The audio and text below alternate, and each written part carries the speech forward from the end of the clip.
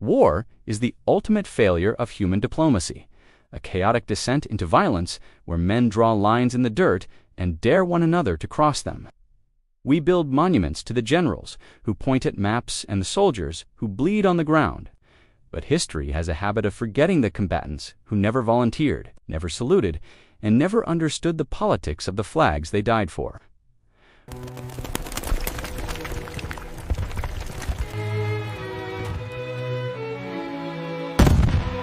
From a stray terrier named Stubby to an Asian elephant that reached the age of 86, these are the forgotten beasts of the battlefield. The story of animals in war usually begins with the horse. But few horses have ever held the rank of sergeant in the United States Marine Corps. In the frozen, blood-soaked hills of the Korean War, a small Mongolian mare known as Reckless became a legend not for her speed, but for an appetite that included scrambled eggs, beer, and the occasional poker chip. She was purchased by a lieutenant at a racetrack in Seoul to carry ammunition for a recoilless rifle platoon, a job that usually broke strong men, let alone small horses. During the battle for Outpost Vegas in 1953, the sky turned black with artillery smoke, and the Marines were pinned down, running dangerously low on shells. Reckless didn't need a handler. She didn't need a lead rope. On her own accord, she made 51 solo trips from the supply depot up the steep, exploding mountain to the gun positions. She carried nearly 9,000 pounds of explosives that day, walking through a curtain of shrapnel that sliced her flank and face.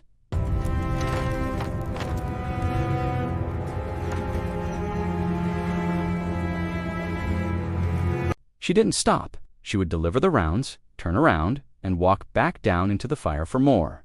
When the battle was over, the Marines didn't treat her like livestock. They treated her like a sister-in-arms. She was promoted to staff sergeant, given a pension, and retired to California, proving that courage isn't a trait exclusive to the species that invented the gun. While Reckless fought with brute strength, a stray terrier named Stubby fought with his nose. Wandering onto a training field at Yale University in 1917, he was smuggled to France by a private who couldn't bear to leave him behind, hidden inside an overcoat. Trench warfare in World War I was a hellscape of chemical gas and silent raids, environments where human senses were often too slow to react. Stubby, however, was a biological radar. After surviving a gas attack himself, he learned to recognize the distinct sweet smell of mustard gas before it reached the trenches. He would run down the line, barking and biting at sleeping soldiers, waking them up seconds before the deadly cloud descended, saving entire companies from suffocation. But his most famous act was far more direct. One night, while patrolling the no-man's land, he heard the snap of a twig that no human ear caught. He found a German spy mapping the Allied trenches and attacked, latching onto the man's breeches and refusing to let go until American soldiers arrived. The spy was captured, and Stubby was promoted to sergeant, the only dog to be given rank through combat, outranking his own owner. If Stubby ruled the trenches, the skies belonged to a creature far more fragile, but equally unbreakable. In the dense Argonne forest in 1918, the Lost Battalion of the US 77th Division was completely surrounded. They were being decimated by German machine guns, but the final blow was coming from their own side. American artillery, thinking the ravine was full of enemies, began shelling the very men they were supposed to support. With the radio broken and runners dead, the commander wrote a desperate note. "For heaven's sake, stop it!" He clipped it to the leg of a pigeon named Cher Ami. The moment the bird rose above the brush, the Germans opened fire. Cher Ami was hit instantly. The soldiers watched in horror as the bird tumbled through the air, their last hope spiraling into the mud. But then, against all laws of physics and biology, the bird spread its wings again. Blinded in one eye, with a bullet hole through the breast and a leg hanging by a single tendon, Cher Ami flew 25 miles in 25 minutes. The artillery stopped. The men were saved. The bird was awarded the Croix de Guerre, proving that heroes come in all sizes, though some are decidedly heavier than others. Transitioning from a bird that weighed ounces to a soldier that weighed 500 pounds, we find the strangest enlistment in the history of the Polish army. During World War II, a group of Polish soldiers traveling through Iran traded a Swiss army knife and some canned beef for a remarkably small, orphaned bear cub. They named him Wojtek. As he grew, he didn't learn to be a bear. He learned to be a soldier. He drank beer from the bottle, smoked and ate cigarettes, and marched on his hind legs in formation.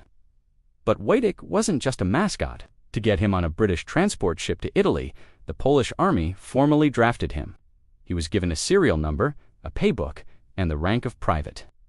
The British port authorities, bewildered but adhering to protocol, let the Bear board. During the brutal Battle of Monte Cassino, where the cliffs were too steep for trucks, Wojtek saw his fellow soldiers struggling to lift heavy crates of artillery shells.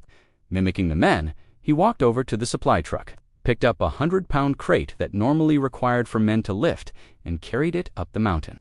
He spent days shuttling ammunition under heavy mortar fire, never dropping a single shell. The image of a bear carrying a bomb became the official emblem of the 22nd Artillery Supply Company, a surreal reminder that in war, your brother-in-arms might be a predator. While Wojtek was carrying shells in Italy, another giant was building bridges in the steamy jungles of Burma. Lin Wang was an Asian elephant who served not one, but 3 different armies, though not by choice.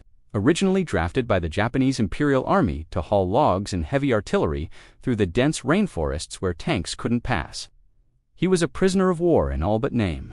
The work was grueling, and many elephants died of exhaustion or malnutrition. In 1943, the Chinese Expeditionary Force launched a raid on the Japanese camp, capturing 13 elephants, including Lin Wang. He changed flags instantly, now using his immense strength to build roads and supply lines for the Allies. He survived the war, the trek across the Burma Road, and even the Chinese Civil War, eventually retiring to a zoo in Taiwan where he lived to be 86 years old. He was the longest-serving veteran of World War II, a silent giant who outlived the empires that had tried to enslave him. Not all animal experiments were successful, however. In the mid-19th century, the United States Army looked at the arid, hostile deserts of the American Southwest and decided that horses were simply too inefficient. The Secretary of War, Jefferson Davis, had a novel idea: import camels. Thus, the US Camel Corps was born. The Army brought in dozens of camels from the Middle East, along with a Syrian handler named Haji Ali, who the soldiers, unable to pronounce his name, simply called Hi Jolly. On paper, it was brilliant. The camels could carry more weight than mules, needed less water than horses, and could eat the prickly cactus that grew wild. In practice, it was a disaster. The camels were ill-tempered, smelled terrible, and terrified the horses, causing stampedes whenever they entered a camp. The soldiers hated them, despite their physical superiority in the desert. The experiment was abandoned with the outbreak of the Civil War. The camels were sold off or turned loose, leaving a surreal legacy of wild camels roaming the Texas plains for decades. Ghost stories of the desert that nobody back east believed. As warfare moved into the modern era, the military began looking for animals with intelligence that could rival humans, turning their eyes to the ocean. In the 1960s, the U.S. Navy initiated the Marine Mammal Program, realizing that a dolphin's sonar was infinitely more sophisticated than any machine man could build. These weren't the playful creatures of aquatic parks. They were combat assets. Dolphins were trained to patrol harbors in Vietnam, their biological sonar detecting enemy swimmers attempting to sabotage anchored ships. Rumors persisted for years about swimmer nullification, a polite military term for dolphins trained to attack divers with CO2 needles, though the Navy vehemently denies this. What is confirmed is their ability to find sea mines. In the murky waters of the Persian Gulf, dolphins were deployed to mark underwater explosives that would have blown a hole in a billion-dollar aircraft carrier. They worked for fish and preys, swimming ahead of the fleet, clearing a path through waters that were rigged to kill. But if dolphins were the scalpel of biological warfare, the United States also attempted to create a hammer made of bats. Following the attack on Pearl Harbor, a dentist named Lytle S. Adams contacted the White House with a plan that sounded like a fever dream. Attached tiny napalm incendiary devices to Mexican free-tailed bats. The logic was surprisingly sound. Bats roost in dark, secluded places like the eaves of attics. If thousands of bats were dropped over Japanese cities, which were largely constructed of wood and paper, they would hide in the roofs. The timers would tick down, the napalm would ignite, and thousands of fires would erupt simultaneously across the city, overwhelming the fire department. It was called Project X-Ray. The Marine Corps actually tested it. It worked too well.